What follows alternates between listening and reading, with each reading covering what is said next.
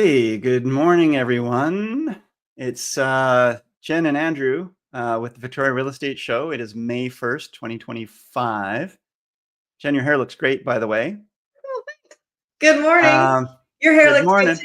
good Oh, thanks. Yeah, I too. spent hours on it. Yeah, it's the beard. I get trouble for the beard. Anyway, let's stay on target.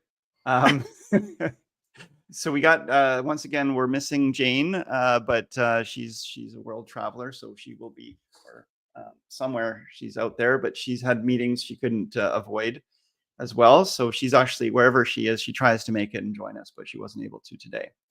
So today we are going to talk about just really briefly, I guess, the end of month stats. We don't have the full package, so we'll do that next week, where we talk about what happened in the prior month in a deeper way. But we do have the full month stats in general, just for some of the basics.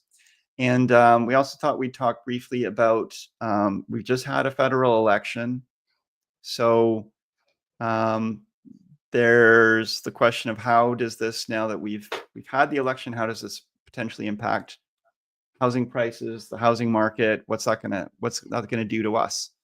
And I Right. must confess that I'm woefully unprepared for this because we just chose this topic, and I've been super busy. So we're gonna just talk it out Yeah. and think about maybe what this could mean for us and what's meant in the past, and go from there. Jen, you had some things to share.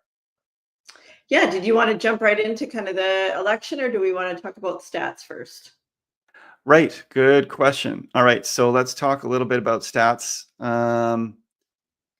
So let me get to that, and then we'll get into your mortgage update as well, because we always like to do that. So when we do look at what happened in the last week, the market does seem to be picking up still.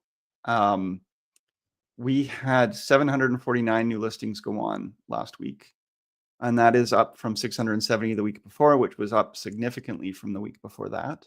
We Hmm. had 353 properties go on market. Sorry, 353 properties went pending. So that's also an increase over the week before, which was 301. So we're seeing an increase in the pendings, possibly because we're seeing an increase in selection.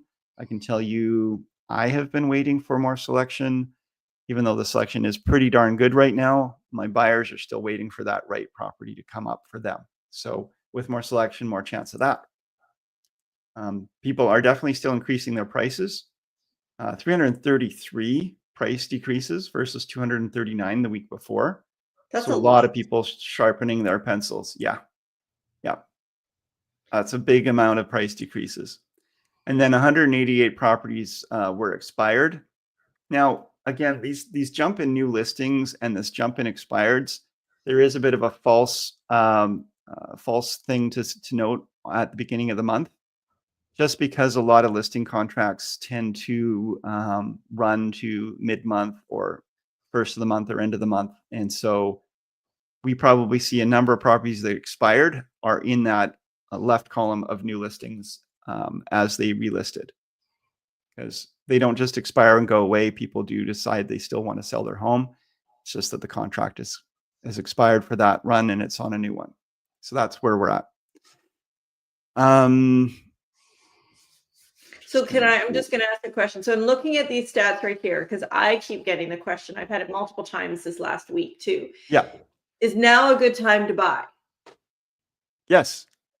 right? Because you got lots of supply. Yes. The thing that I find is buyers are always waiting to hear that the market is going crazy, and then they feel like they're missing out. And when there's a lot of selection, they're not in a hurry and they're not feeling motivated, and they're waiting. Uh, they're concerned about prices going down, I guess, when there's a pool of options. But the times where I have seen the most interesting homes, the best value for homes and the best chance of negotiating a good price is when there's a lot of selection and there's not a lot of buyer action. Yeah. That being said, uh, of the listings that I have on market myself, our team has a number of listings on market. My own listings, we've got all but one are under contract. Two just went unconditional. Third one, conditions are due soon. We've seen some multiple offer situations, or at least and then some close to multiple offer situations. So the market's not cold by any. Hmm. So yeah, I think if you're wondering when it's a good time to buy, it's before everybody decides it's a good time to buy. Yeah, I agree. It's when everyone Yeah. else is. Yeah. Yeah. Okay. And let me actually go back to that and just say, and further to that, there's been the uncertainty due to what's going on with the tariffs down south and our economy and how is that going to impact Canada. And that's real. There's real concerns there. But that does cause some, puts some water on the fire around buyer sentiment. But that's a good thing for savvy buyers who are gambling that things are going to be, and at the end of the day, it's all going to be okay. Yeah. So we have reached the end of the month of April. We are actually in May 1st. So our stats for the month of April are up to date now. So we can see that for the full month of April, we had 642 net unconditional sales. And compared to last year, that's just a little bit down. We had 679 last year for the month of April. New listings were pretty much on par. 1,629 new listings in the full month of April versus 1,620 last year. The main big difference here that we're seeing is the active listings are up by over 400 versus last year. So we've got 3,425 active listings versus 3,017 last year. Okay. So when we look at our list to sell ratio, it is bolstering a little bit more this month versus last month. So again, that tells us that it's moving more strongly towards balanced sellers market. The higher this list to sell ratio, the higher percentage of those that are listing, the properties coming into the market versus the properties going out of the market. That's getting closer to not parity by any means. We're still at under 50%, but this is a pretty strong list to sell ratio. So before we get into the conversation, Jen, do you want to talk a little bit about what's happening in the mortgage world? In the mortgage world, and actually anything that might also relate to the federal election, if there's been any impact from the federal election in your world so far. Sounds good. Well, from the mortgage side, I mean, definitely lots of inquiries with people's mortgages that are coming up for renewal, whether it's, in 2025 or early 2026. The sooner we have an initial conversation and create a game plan, the better.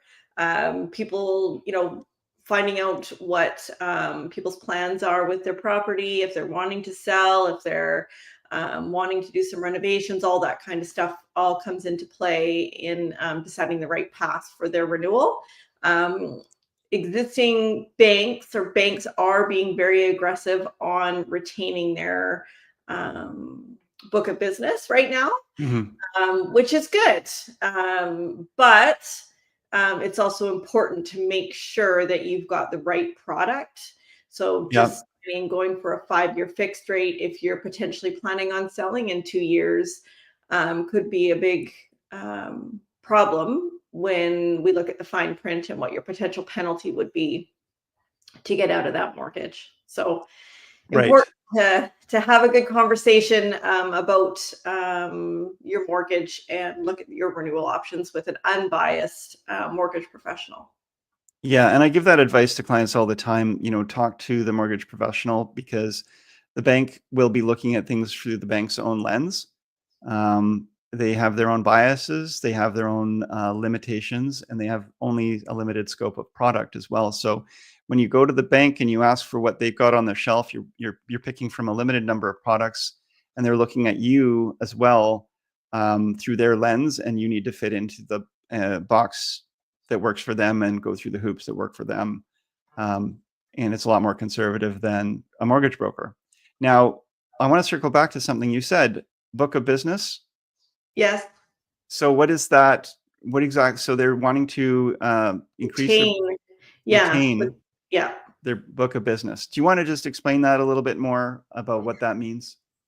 Basically, their banks have realized, or lenders have realized, that it's much cheaper to keep your existing clients than always go for new ones. Right. Which is a great concept. So, right? Sure is. So, well, we realize that too in our own world, right? Yeah. So they seem to have finally come around to that, and which is good. But then it's a constant back and forth, because what I say to people is, okay, well, it's comical. So you get, well, my bank said that whatever you tell me, they'll match. Yep. And I say, okay, well, what's their best rate? Let's find out what their best rate is, and then I'll tell you if that's good or not. So it does become a bit of back and forth. Yeah. As well. It's interesting. Okay.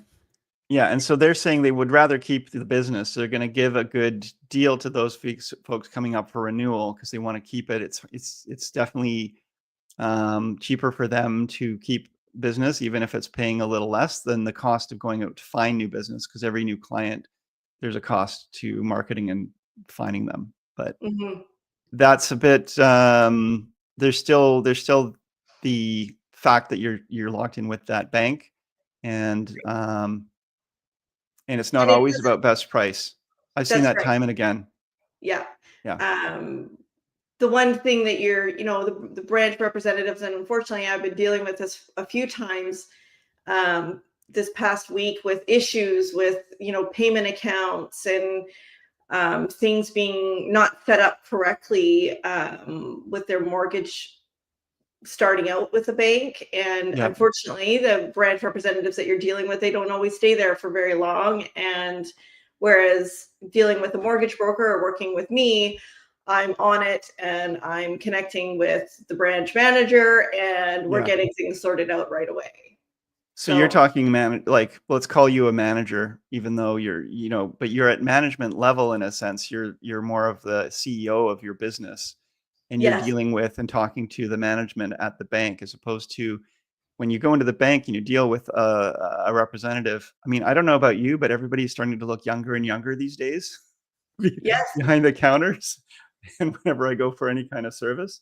So and really green and not that experienced. And then they've got a question. They have to go to the playbook. They have to look up, this is how I'm supposed to respond to this.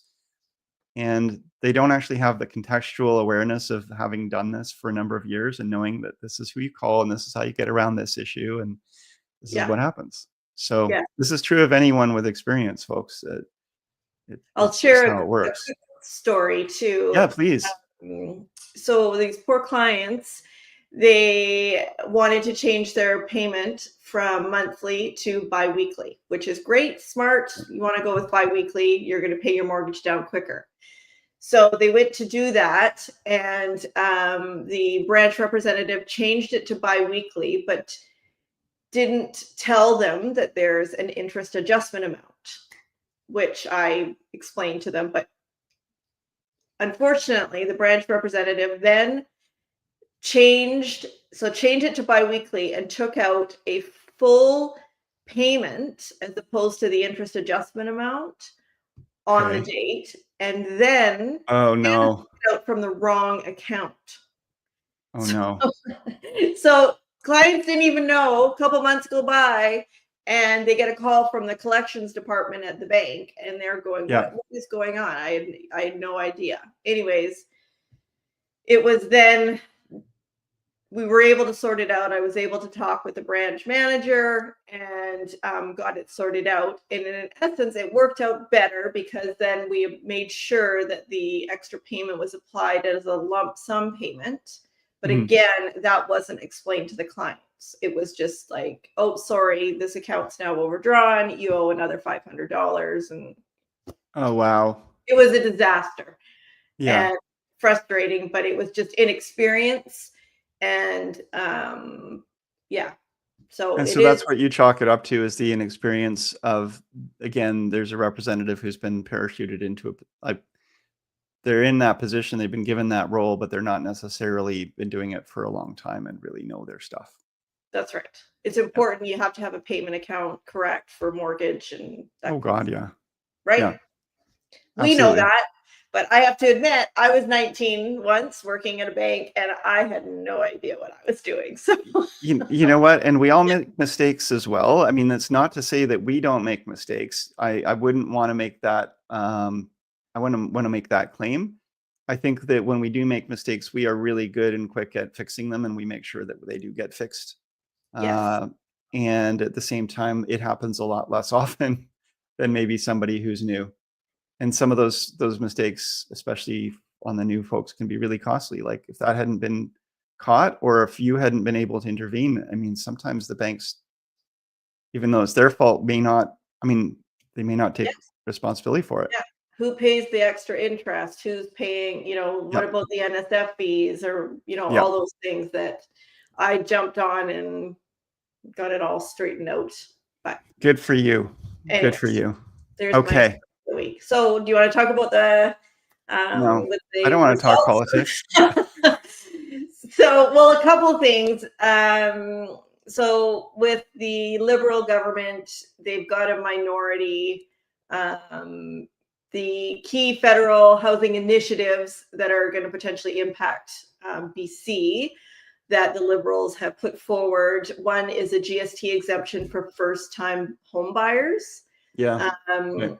Which, yeah, I'm reading off of my notes here. This move aims to reduce the financial burden on new buyers to the housing market, which could increase the demand in urban areas like Vancouver and Victoria. Yeah. But this is not in place yet, or is this? No, Yeah. it still has to get voted on. Yeah. The second one, and this one I find interesting, is an investment in prefabricated and modular housing.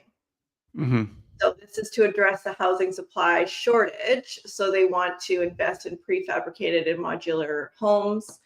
Right now, banks and lenders do not like prefabricated and modular homes. No. Yeah. So That being yeah, I mean, I was at one point very interested in alternate construction methods. We on some of the islands, we have some cob built homes or rammed earth built homes, different types of homes that, the lenders definitely don't like. They're not built to, like, there's no way to I don't think there's a way to align modern code with some of these building methods.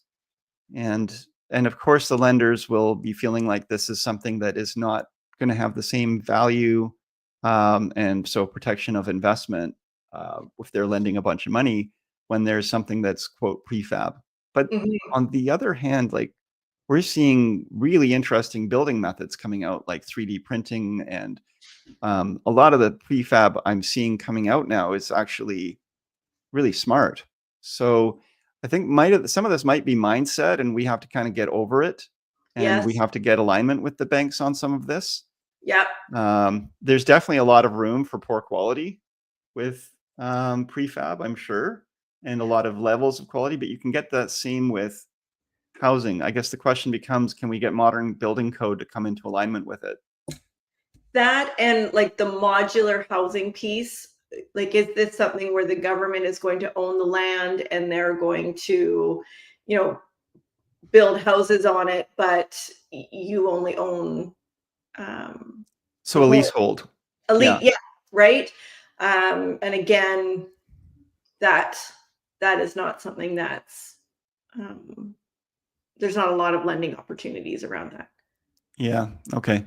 Hey, folks, if you're listening and you want to make any comments on any of this, please feel free to chime in. Um, so yeah, okay. So that's interesting. So we've got a liberal government. They've been talking about, they definitely want to get more housing. Liberal minority government. They want to get more housing in. What's the actual reality going to be? We don't really know. If we Well, had had a conservative government, we would have seen a lot of, reduction of red tape and opening up of the floodgates in that way. Whereas I think with the liberal government, it's going to be more about spending our way to more housing. well, in the third initiative is that they're planning on expanding trades education, which is huge and needed because we have such a shortage on housing, but we need the people that are educated. willing to pick up a hammer and actually know how to use it. Yeah. Yeah. So I'm glad that they recognize that that's really important, but I don't know how this will all play out. Yeah. Well, okay. Well, if with more, we definitely are behind. I've seen a number of talks and stats on the fact that we're very, very behind on our housing compared to the number of people that are coming into the country, our immigration, our population growth. The charts do not match, and we are way, way behind on housing. That being said, there's different ideas, I guess, around housing, and we see a lot of homes. I'm working with some folks right now. It's a couple, dual income, no kids, and they're looking for a single family home, 3,000, 3,500 square feet. It's like, is that absolutely necessary? It's what they want, and they can afford it, and that is fine. But at the same time, there's other, if you want to get housing, I remember being younger and having friends that were renting almost a mansion, but each person was renting a room in that mansion. So let's say 7 rooms, not exactly a mansion, but a very nice large house over in the Mount Tomie area. And I remember there was like 7 or 8 rooms in there, and each person was renting a different room, but somebody had rented the whole house. I myself did that when I was younger, where I was the one on a lease, and we had a 5-bedroom home, and it gave me a bit of a discount on my own room rental. But we were 5 roommates, all roommates and their partners, all living in this house, and it was some of us had partners, some of us did not. I had temporary partners at the time. I think I was single, and every once in a while had a girlfriend that would come over. We had some, I don't know what to call it. That's good. I was single and looking for love. Jane is shaking her head right now. She's watching. She's like, what are we going down this road? Okay, no, but the point, okay, back on track. The point is that we do have enough housing for people if we choose to share our housing, or if people choose to, like, you can buy co-housing. There are people who can get together, and this is for you to maybe talk about briefly. And we've gone off track from the federal election here, but people do buy together, through a corporation, and then co-own a home. That's a possibility. Or under, some people will buy under a holding company as well. So there's definitely options around there. Or as a large family, you get large families, potentially 2 families purchasing a property. Where the limitations is the amount of people that are going to be going on the mortgage. So ideally, we don't want more than 4 people on a mortgage. It gets a little. I see. So you have to have some. There needs to be that. Yeah. I guess the point is that even you think about back in the day, there was a single room schoolhouse full of all the students, and there would be a log cabin with a family of, with 2 bedrooms and a family of 5. And we've come to today to want and expect that we can all have our own little spaces. But if we do have a housing crunch, there's ways to make room for it. The federal government is trying to step in to, provide more housing. And you had some more points there that you want to bring up? Because I think we've Those are exhausted that. the three main initiatives. The implications. I mean, with going back to the GST exemption, that could be interesting because that could stimulate increased buyer activity for brand new homes. Yeah. Because that's the only time that GST is charged. Yeah, it's only going to apply on brand new homes or a home that was used for commercial purchases, which is generally not going to be something a new Right. first-time buyer is going to be stepping into, like a farm or something that had been an Airbnb. Yeah. Actually, that could be interesting. I wonder if it would be exempt in those circumstances. Well, we don't know. We haven't seen the legislation yet, but that would be one of those areas where that would be helpful. Yeah. Would be allowing for a better price on some of those past Airbnb units. But we also are kind of working through those as Airbnb is no longer allowed, and I think people have been eating that GST themselves. Right. So those are interesting points. So the main one that's really interesting one here is there's a lot of, I think the province too was talking about this, but cooperating with First Nations around building on First Nations land and building the leasehold properties and selling those leasehold properties. There'd probably be a 99-year lease. And then again, opening up, if the federal government is opening up more prefab homes and so forth, again, if those are going on government land, then there's less of a concern, as you said, for the lenders and everything like that. But that being said, lenders do not, let's put it this way, if the government is providing housing, that's one thing. If that housing will be part of the housing market for sale, leasehold is always a difficult sale.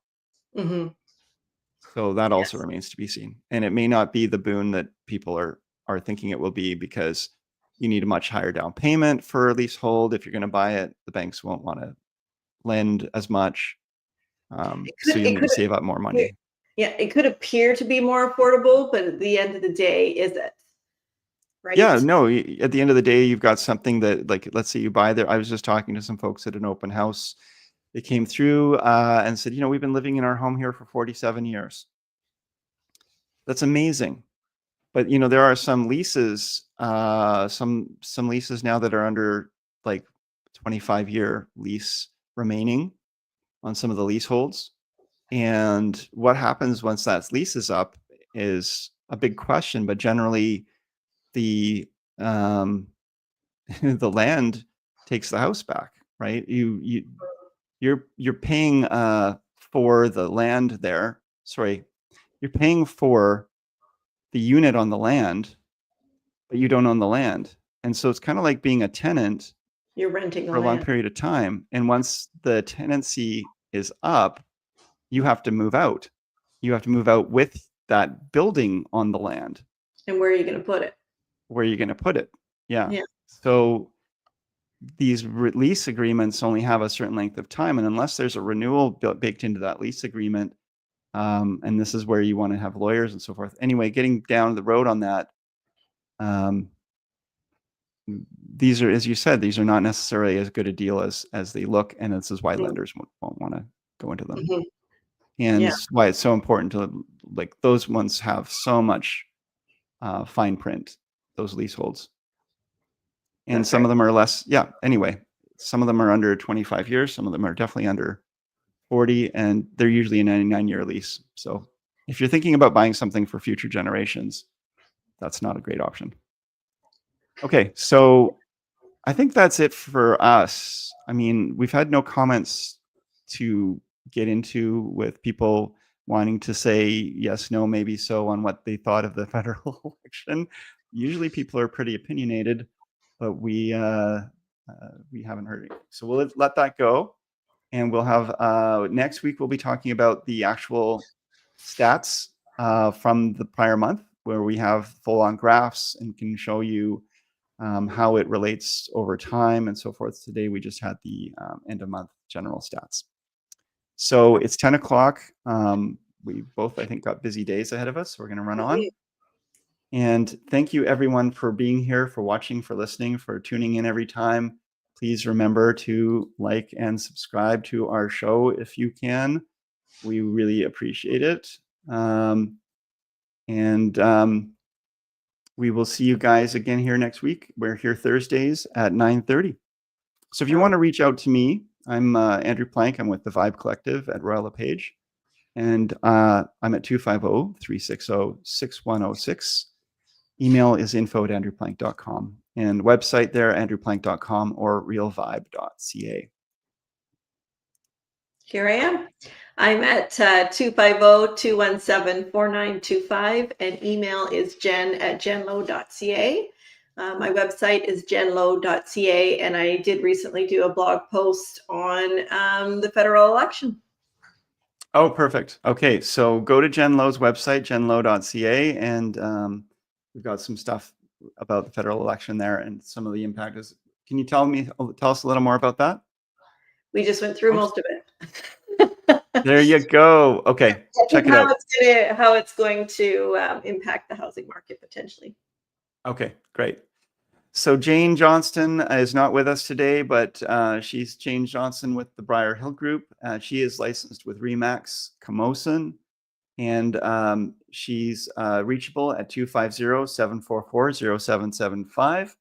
And she's Jane at briarhillgroup.com, and you can check out her website, briarhillgroup.com, as well. We have episodes of this show posted both on my website, her website, YouTube, you name it. There you go. All right, guys, we will see you next Thursday at 9:30. Thanks so much.